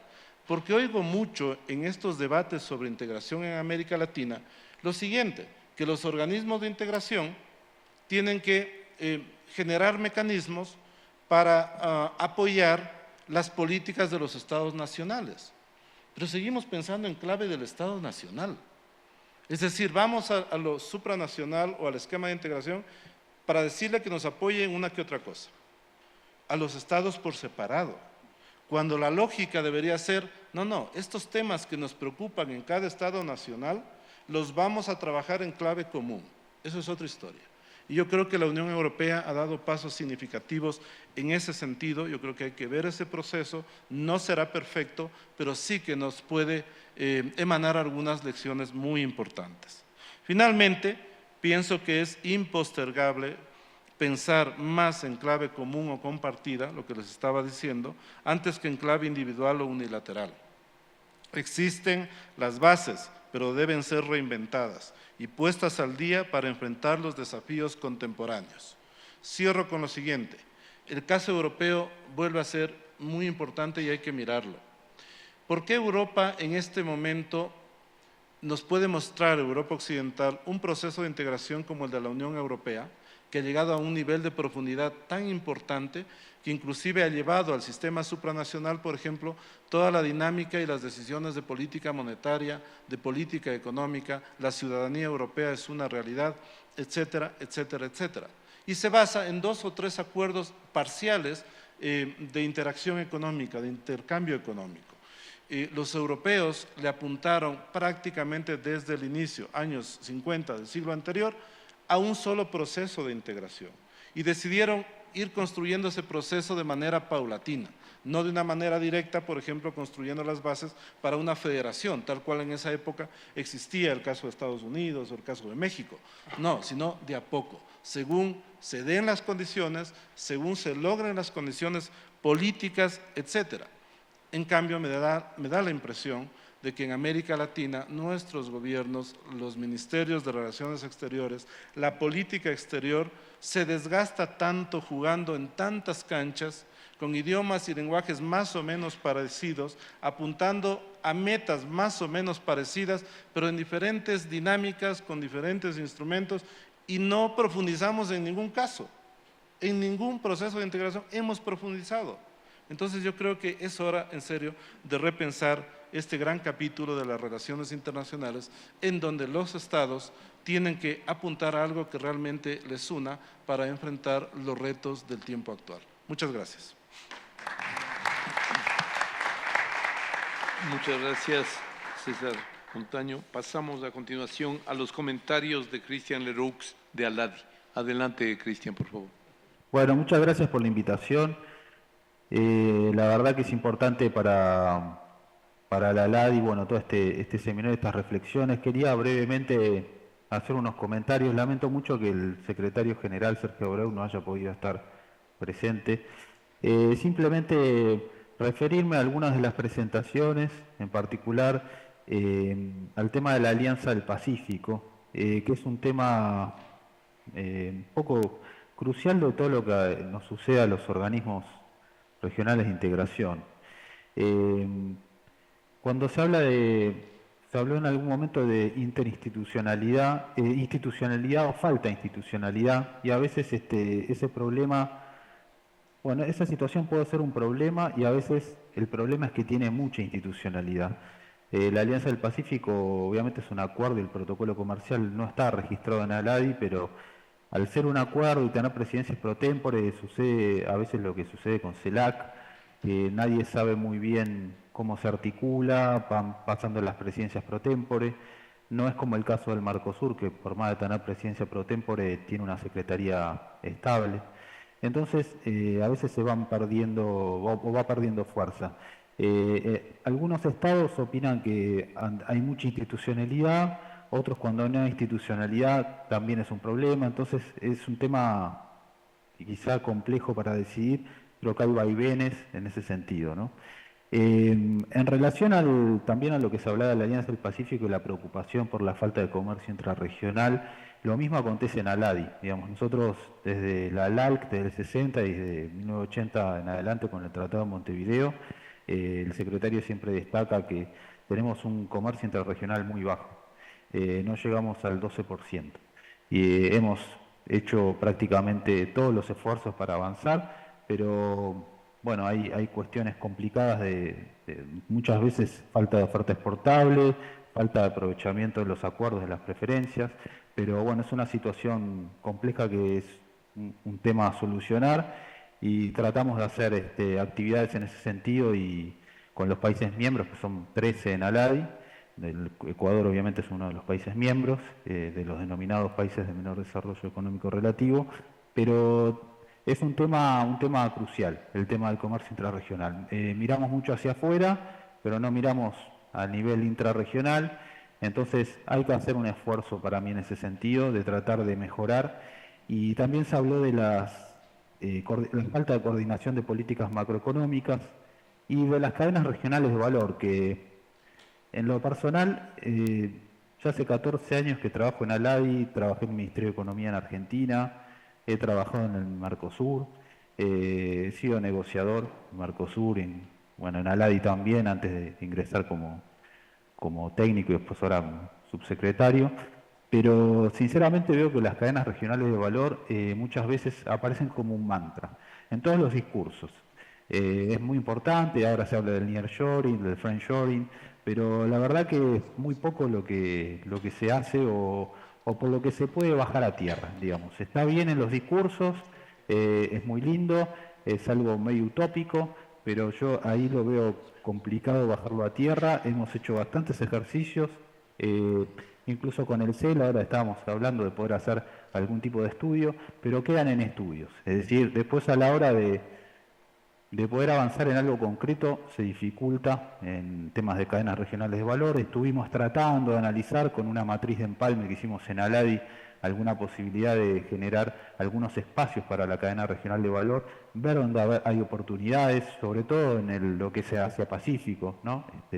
Pero es complejo porque también el sector privado no está tan activo, o a veces es una cuestión nuestra como organismos de no poder incorporar mesas de diálogo, de trabajo en el sector privado. Tratamos de hacerlo, pero no es un tema fácil. El otro tema que también es de la Alianza del Pacífico, y lo han mencionado también en el caso de China, es la inversión extranjera directa. Es otro tema que se está tratando en el OMC, pero carecemos de un marco jurídico. En UNASUR hubo algunas iniciativas, pero también está fragmentado. Es decir, hoy no tenemos un marco regulatorio de inversión extranjera directa, con lo cual no sé si es un tema a abordar o no a futuro. Yo creo que tener un marco jurídico a nivel regional sería un gran avance. Hay algunas iniciativas, ahora Brasil tiene un modelo nuevo, hay muchas, no sé si controversias, pero visiones opuestas sobre lo que es el sistema inversor-Estado en los tratados bilaterales de inversión. En OMC se habla de facilitación, Brasil tiene un modelo nuevo desde el 2015, ya no se habla tanto de protección a las inversiones, sino de facilitación y cooperación, con lo cual podría haber algún tipo de avance en ese sentido. En Aladi estamos actualmente en un proceso de negociación, donde se podría hacer algún tipo de acuerdo de alcance parcial, pero hay como visiones contrapuestas entre lo que es un poco el marco de la Alianza del Pacífico y la visión de algunos estados de continuar con el sistema inversor-Estado, y los que tienen una idea de salir un poco de ese sistema e ir hacia un sistema más como el de Brasil, de un ombudsman, o también como plantea India, ¿no? En algún caso. El otro gran tema o problema que yo veo en los mecanismos de integración es la coordinación de agendas. Es decir, hemos trabajado con CELA en trabajos de los mecanismos subregionales de integración, como mencionó el señor César Montaño. Hay infinidad de mecanismos, creo que lo único, si no me equivoco, no menciono CELA, pero está CELAC, Alianza del Pacífico, CAN, SICA, CARICOM, Mercosur, UNASUR, PROSUR, que en algún momento estuvo activo. Pero la verdad es que uno después trabaja con CEPAL o con otros organismos y hay una falta de comunicación en las agendas. En Aladi trabajamos un poco con Comunidad Andina en temas de agenda digital, pero a la hora de tratar de hacer una convergencia se complejiza. Es decir, como que cada mecanismo de integración defiende su hoja de ruta, su agenda, y no se comunica con el otro, no hay una relación. Eso para mí es un debe que tenemos a nivel de organismos, de poder hacer una matriz y evitar la duplicación de esfuerzos, porque en definitiva son todos fondos públicos y es lo mismo. Entonces debería haber algún tipo de esfuerzo. Entiendo que es complejo a veces para las autoridades, que en la secretaría, sobre todo aquellos organismos que tienen secretarías estables, porque todos los años hay una agenda y un programa de actividades, pero creo que deberíamos hacer un esfuerzo y sincerar cuáles serían aquellas actividades o los organismos más capacitados para llevar unas u otras. Por ejemplo, no lo sé, en Aladi no vamos a hablar de cambio climático y a realizar actividades relativas a cambio climático como cuando tenemos un potencial en comercio, ¿no? Entonces, ver dónde algunos organismos están más avanzados o tuvieron más avances en la agenda digital, por ejemplo, en algún tema, roaming, por ejemplo, un tema que estamos tratando, que la Alianza del Pacífico, en Comunidad Andina tiene un avance interesante, también lo tiene Mercosur, pero claro, en Aladi somos 13 países y algunos países no están tan de acuerdo. Entonces tratar de buscar, quizá en otro organismo estén menos avanzados, en Aladi lo queremos trabajar, pero no tenemos como un piso de coordinación. Y bueno, en parte también lo que quería destacar en el acuerdo cuando se habló del acuerdo de libre comercio con China, bueno, en Aladi también contribuimos en algún punto con Ecuador. No quiero intrometerme ahí en las cuestiones de política pública de Ecuador, simplemente mencionar que Aladi contribuyó a través de los fondos de los países de menor desarrollo económico relativo en un estudio sobre la viabilidad de un TLC con China. Me acuerdo estuvo el embajador Illingworth en ese momento y se avanzó en conjunto con CEPAL. Y bueno, mencionaron también el tema de la protección de las inversiones, que hubo un problema con Costa Rica, con lo cual ahí también hay un tema de discusión o de debate. Pero también lo que decía el doctor César Mortaño, en lo que es los diferentes esquemas de integración, lo que sería derecho comunitario, derecho derivado, ahí tenemos la verdad que sería como un spaghetti bowl de acuerdos y de normas. Tanto Mercosur como ALAI son intergubernamentales. La ventaja de Comunidad Andina es que al ser supranacional tienen más fuerza los estados, pero vuelvo a repetir, creo que como visión general deberíamos apuntar a algo, a ser más, no sé si más eficiente, porque eficiente es un término bastante amplio y ambiguo, pero sí tratar de coordinarnos más a nivel de mecanismos subregionales de integración y fijar agendas más compatibles. No tratar de repetir lo mismo o seguir una moda en algún tema puntual, llámese, no sé, desarrollo sustentable, y todos nos inclinamos hacia actividades en ese sentido, o bajar lo que es los ODS de Naciones Unidas y empezar todos a replicar lo mismo en los distintos foros o mecanismos subregionales de integración, sino tratar de comunicarnos más y ver qué actividades o qué tipo de, sí, más que nada de trabajos, estudios, actividades, iniciativas podemos hacer. Por ejemplo, yo sé que muchos mecanismos tienen ruedas de negocios, la LADI tiene la Expo ALADI, la rueda de negocios, tenemos una rueda de negocios en cosméticos, pero también la Alianza del Pacífico lo tiene, las agencias nacionales de promoción también lo tienen. Entonces, tratar de coordinar agendas, tratar de coordinar actividades de manera de hacer un uso más, quizá más productivo, más racional de los recursos en los distintos organismos. Y finalmente quisiera destacar que, bueno, que la LADI, como uno de los organismos más antiguos de integración, que ya lo tenemos el Tratado de Montevideo en 1980, tiene la gran ventaja de albergar a muchos mecanismos subregionales de integración que surgieron con posterioridad.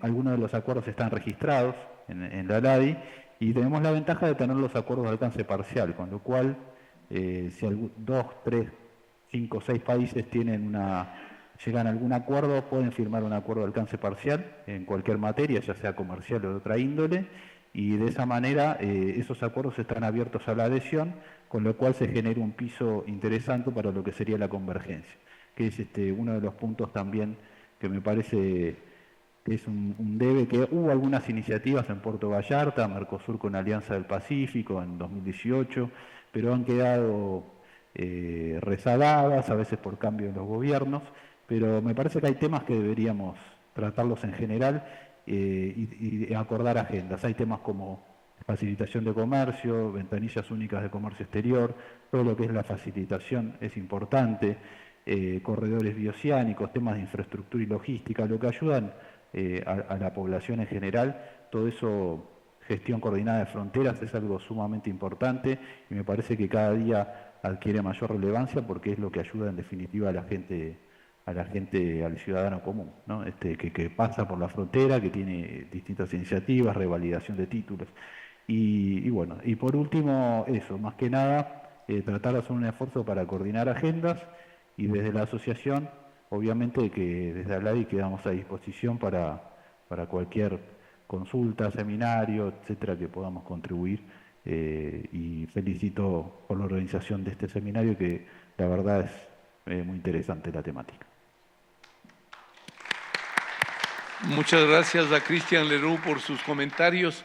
Tenemos unos pocos minutos para unas cuantas preguntas.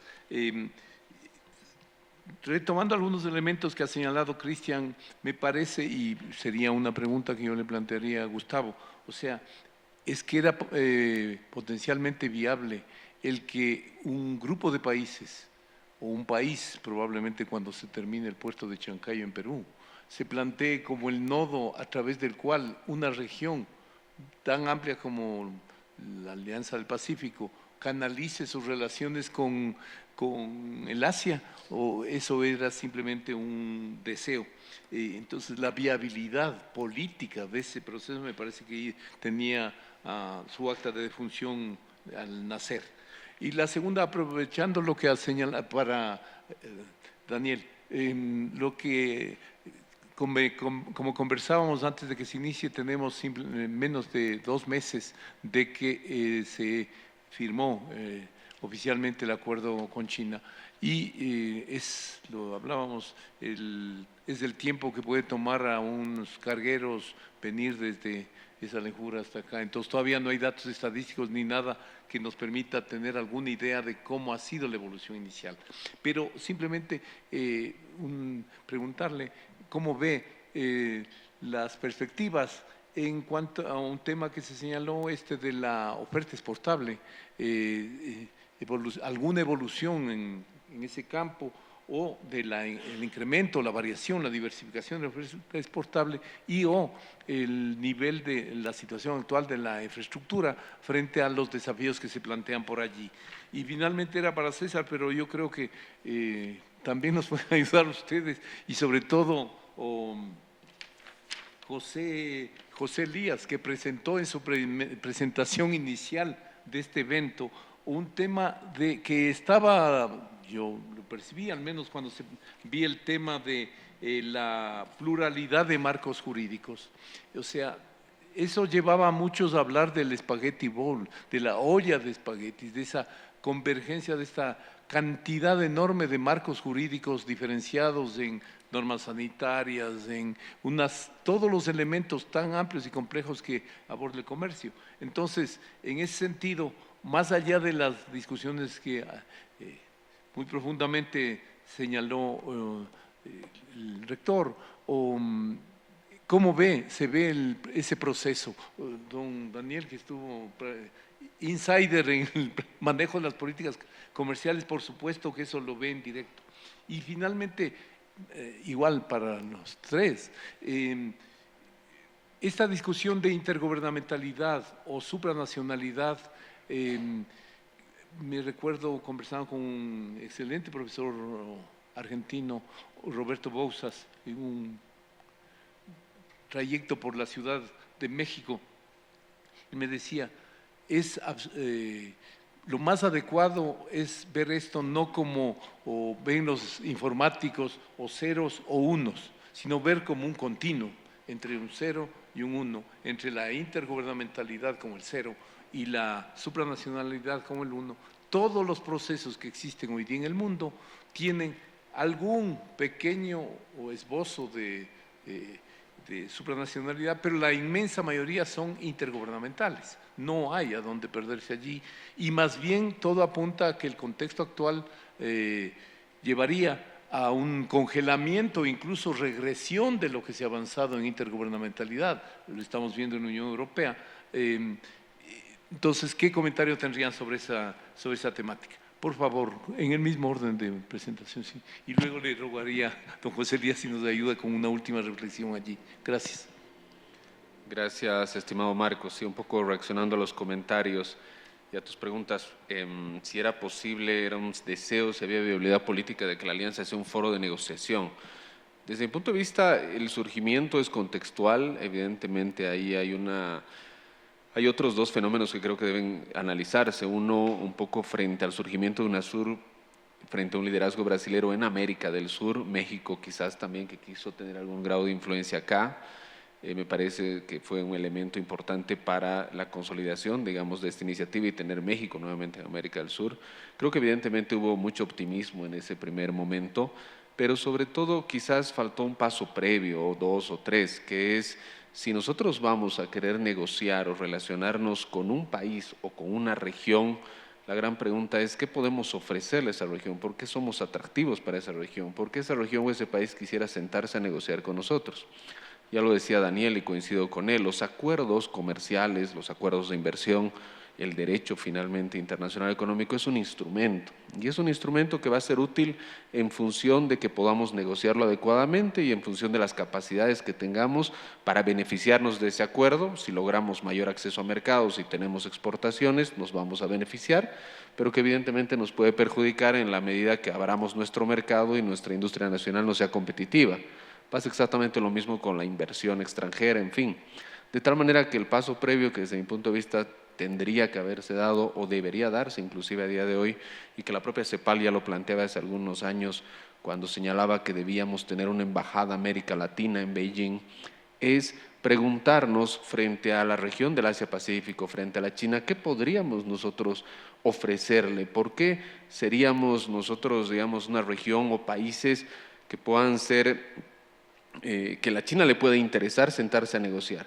Porque si nosotros no tenemos algo con que negociar y nosotros seguimos en una posición de altísima vulnerabilidad, pues evidentemente va a ser muy difícil que podamos alcanzar cualquier tipo de acuerdo o cualquier tipo de negociación de la cual podamos salir beneficiados. Yo me acuerdo que cuando trabajaba en la Secretaría General de la CAN, una vez la China vino y quería comprar carne de cuy, y entonces hizo un levantamiento a los productores de cuy en Perú, Ecuador y Colombia, y la cantidad de oferta exportable era extremadamente mínima. Entonces la China nos dijo algo así como que, bueno, en 50 años, cuando desarrollen capacidad productiva, oferta exportable, nos volvemos a sentar.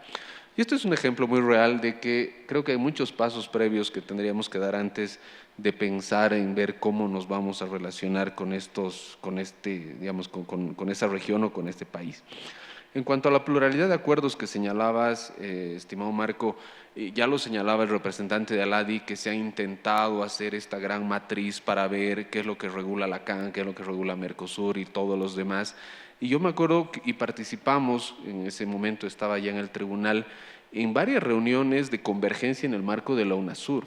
Y ahí sí se había hecho un trabajo muy interesante, que solo Dios sabe dónde estará, que eran estas matrices donde cada uno de los procesos expresaba con mucho detalle, todos los equipos técnicos trabajaron a decir qué es lo que hacemos, cómo regulamos, se hizo un cruce de información y sí se llegó a establecer unas líneas maestras, unas directrices para decir, bueno, como Mercosur avanzó mucho en el tema de la visa Mercosur, ese régimen jurídico va a ser la base para la visa UNASUR, por ejemplo. Como la Comunidad Andina avanzó tanto en temas de regulación de la propiedad industrial, esa va a ser la base para la propiedad industrial. Entonces hubo un trabajo interesante, importante que se hizo, que como les digo, la verdad es que no sé dónde habrá quedado. Ya lo que nos pasa también es que volvemos a comenzar y volvemos a comenzar y volvemos a comenzar. Nació ALALC, luego el Pacto Andino y todos los demás.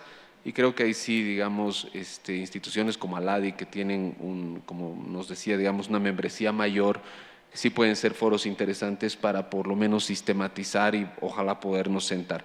Pero para eso me parece importante algo que señalaba al final de mi presentación, que es cómo logramos generar confianza y sinergia para sentarnos a conversar.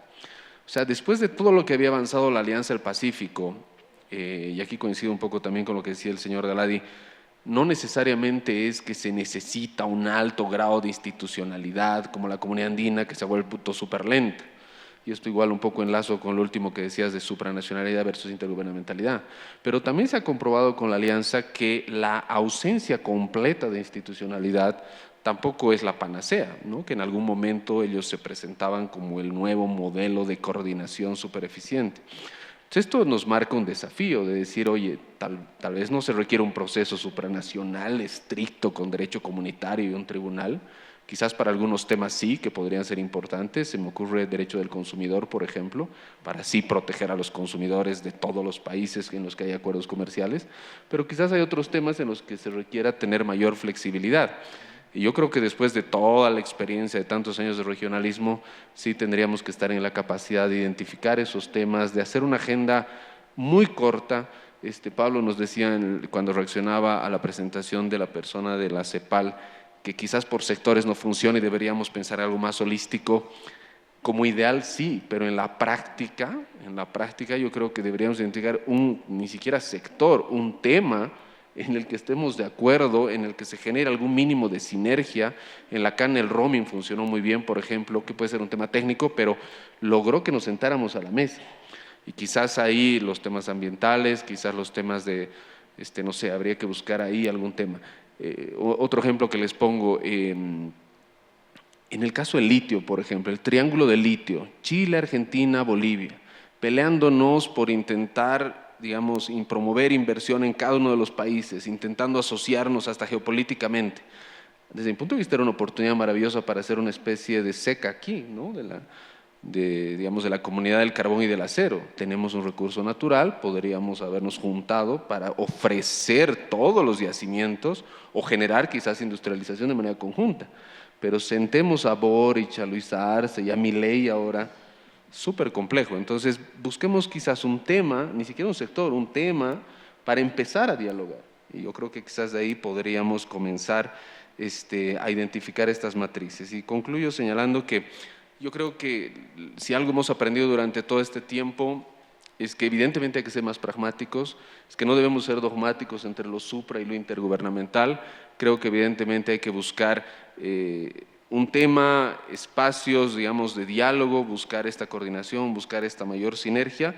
Y yo creo que cada uno de los procesos tiene mucho que aportar, digamos, y ojalá una iniciativa que por lo menos nos vuelva a reunir o vuelva a reunir a los órganos de integración, y ojalá esta universidad podría ser ese foro, sería muy interesante para volver a identificar estos pequeños temas que estoy seguro que en función, por ejemplo, de una protección de derechos, de la dignidad, quizás temas de seguridad nos podrían volver nos podrían volver a hacer creer en esta integración que tanta falta nos hace. Gracias, Marco.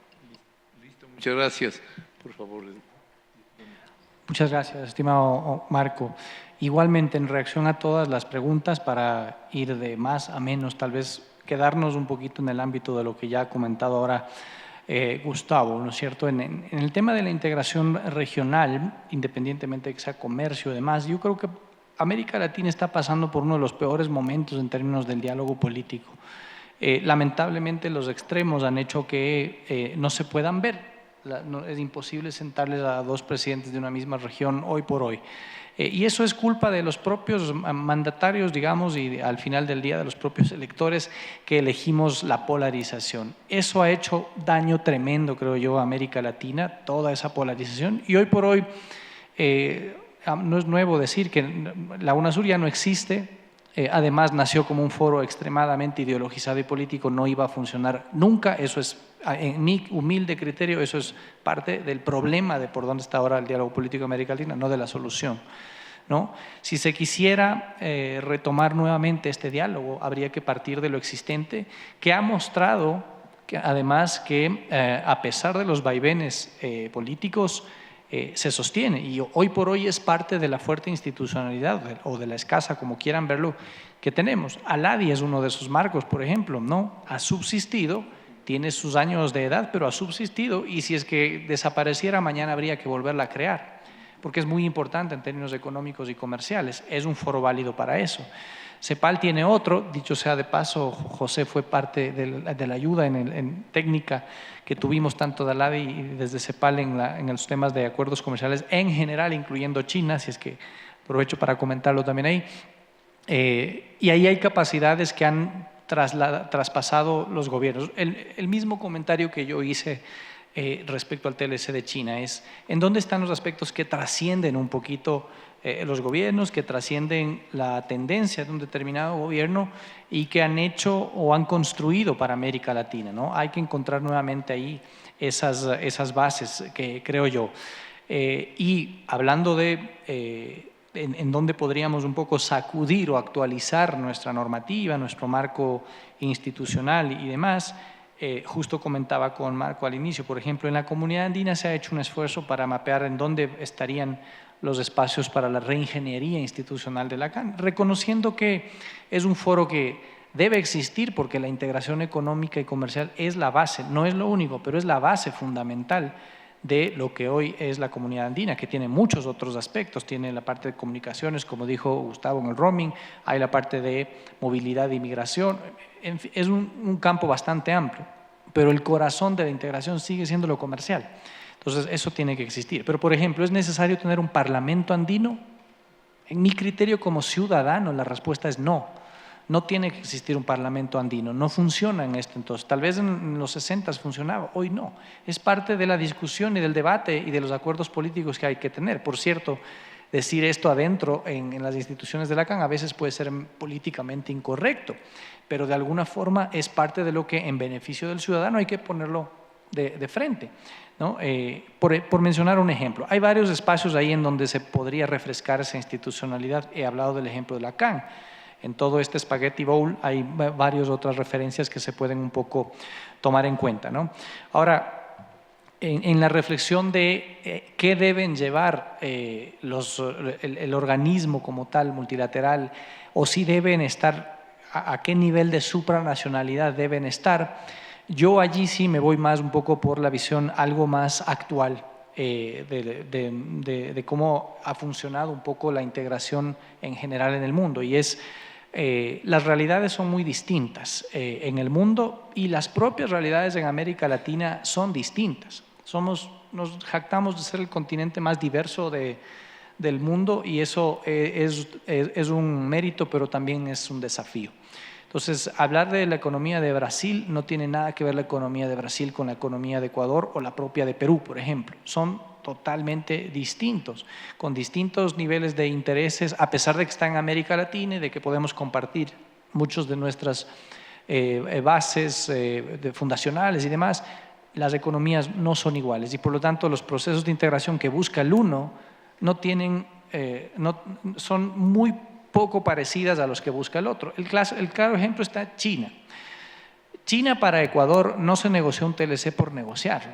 China es el país con el que más puede crecer nuestro comercio y particularmente las exportaciones. Si hoy medimos el potencial de crecimiento de las exportaciones que tiene el Ecuador, por mucho, el país en donde más se abarca ese potencial es China, pero por mucho. Estamos hablando de el 45% del potencial de crecimiento que tiene Ecuador hoy por hoy, con sus productos de exportación.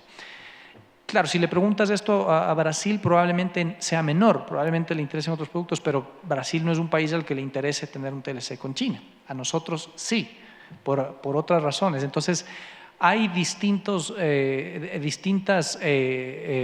fuentes que crean estos intereses que ya son parte de la misma dinámica productiva y comercial que tiene que ser de alguna forma entendida en los gobiernos. Entonces, me atrevería a pensar que todo eso lleva a que el nivel de integración que se deba buscar o actualizar entre los diferentes foros no sea supranacional, sino que esté más bien en un nivel de una coordinación de políticas, por ejemplo, para impulsar cadenas de valor regional, en donde hay un aspecto muy importante para poder profundizar. Comercio electrónico, que es algo relativamente nuevo. Nosotros hemos generado, tal vez junto con Chile, Perú también, Colombia y Costa Rica, hemos generado ahora normativa relacionada con el comercio electrónico transfronterizo. Tenemos esto ya negociado con el TLC con Chile, la actualización que hubo, el de China, el de Corea del Sur, de Costa Rica. No había eso, ahora existe. Pero ¿qué tal si es que eso lo profundizamos en un marco regional que pueda formar parte junto con la protección al consumidor de otros ámbitos en los que sí hay como trabajar, y actualmente es una herramienta muy, muy potente, ¿no? Solo algunos ejemplos de elementos. Y ya sobre China en particular, para no dejar de lado la pregunta, es muy difícil poder hacer al momento una evaluación. El acuerdo entró en vigencia el 1 de mayo, estamos julio, todavía no vemos las estadísticas de hecho de lo que va a pasar. Pero me atrevo a pensar que, dada la coyuntura que tiene actualmente, que ya venía teniendo, pero que hoy por hoy tiene el país, económica sobre todo, es una alternativa sumamente interesante para poder volver a tener crecimiento económico. ¿Por qué razón? Estamos frente a una recesión económica. Este año la economía del país no va a crecer o va a estar muy cercana a cero, lo cual es sumamente preocupante en un entorno en el que para generar empleo necesitas crecer, para sacar a la gente de la violencia necesitas generar empleo, y así todo el círculo que se va dando. Entonces, está clarísimo que la alternativa de crecimiento del desarrollo casa adentro que nos quisieron imponer hace 3 gobiernos no funciona, simplemente no funciona, no en los actuales tiempos.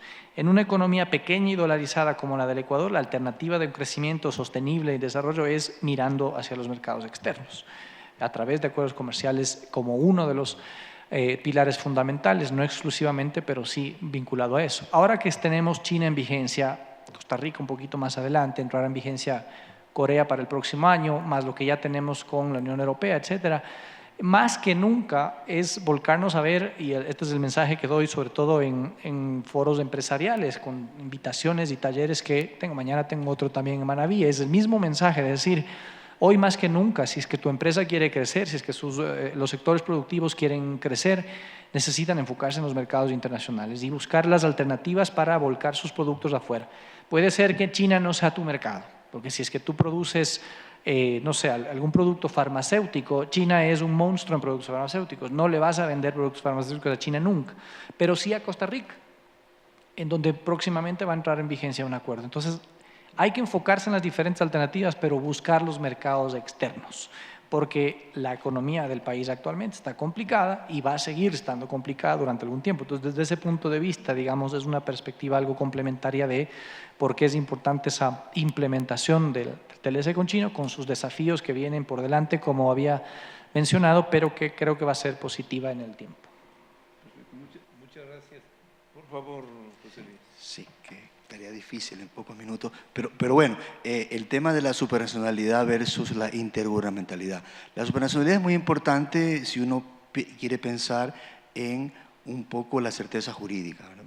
Garantiza la certeza jurídica, se cree, los particulares, los empresarios creen más en la certeza jurídica, y la intergubernamentalidad también, digamos, si hay credibilidad en cuanto a la reputación de los mandatarios, porque estamos hablando de los presidentes dando instrucciones. Quizá para América Latina algo en el medio, ¿verdad? Digamos que, pero con mucha humildad. Yo creo que uno de los pecados más grandes de nuestros mandatarios ha sido el pasar de la diplomacia de las luces y de las fotos al no te veo y no te conozco, a la polarización. O sea, cuando estábamos en la etapa buena, ¿verdad? Entonces la patria grande, la integración, pero cuando estamos cuando todos tenemos la misma ideología, y cuando eso no ocurría, entonces pues ahí no te veo, no te conozco porque no piensas igual que yo. Eso es bastante complicado. Quizá un intermedio viene siendo el que con mucha humildad dentro de los marcos de la integración regional, los presidentes, ¿verdad?, reconozcan que hay limitaciones, que cada uno tiene que velar por sus nacionales y por su industria, y entonces ponerse a disposición de los colegas para, en la mesa de negociaciones, dar una instrucción a los técnicos para que busquen la mejor alternativa de convergencia en la diversidad. Es lo que la CEPAL ha propuesto, y aquí lo vuelvo a mencionar. Y tenemos que tratar de pasar de Alicia en el País de las Maravillas, que sería, digamos, la CELAC, la UNASUR y todo, cuando todo estaba muy bien, ¿verdad?, a dejar de ser Peter Pan, ¿verdad?, y empezar a crecer, pero con mucha humildad y con diálogo, y un diálogo franco y abierto que desate nudos, reconociendo que hay diferencias y que es posible encontrar en medio de esas diferencias un espacio de política, como puede ser los temas de la Federación de Comercio o la integración productiva, pero aceptando que lo que yo tengo, tú me lo compras, y lo que tú tienes yo te lo compro, y nos complementamos para alcanzar terceros mercados, como puede ser el mercado de Asia o de la China. Lo digo como una suerte. Bueno. Perfecto. Muchas gracias a José Elías y a Daniel y a Gustavo por sus presentaciones. Nos despedimos con un aplauso y así cerramos esta sesión.